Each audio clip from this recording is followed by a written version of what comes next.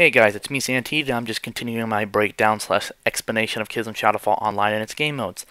This game mode is a new game mode that wasn't in previous Killzones. It's called Beacon Theft. The way Beacon Theft works is that both you and the enemy have beacons that spawn near their base. You'll see when I get to the enemy beacon that there's a little holographic area, and you want to take the enemy beacon and deliver to where your to that little holographic area that happens to be next to your beacon also. You'll see it. It's much more easy. You'll see it, and then you'll understand what I mean. The way this game mode works is that you want to take the enemy beacon while defending your beacon and making sure it's there when you deliver it.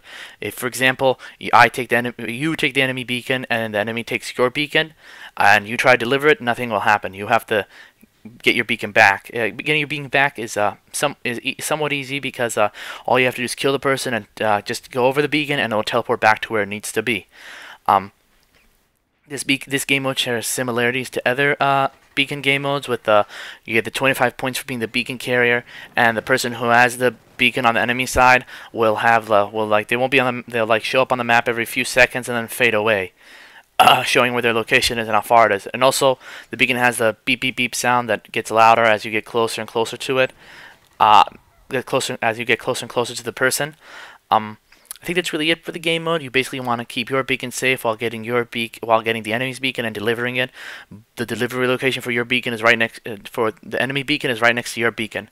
Just some generalized tips for this game mode is that you want to make sure that you some generalized tips for this game mode is that you want to make sure that I guess the best idea is to work into teams and have spawn beacons near your base. Because that's near the spawn beacon, which is near your base, and you also want to have a spawn beacon maybe somewhat close to the enemy's beacon so you can get to it. This map, the factory that I'm using for the bot zone, is somewhat of a smaller map, so it's kind of hard to see that, but it's kind of hard to see why you would need so many beacons. But in bigger maps like the forest, it'd serve much better to have beacons so you can get closer to the enemy.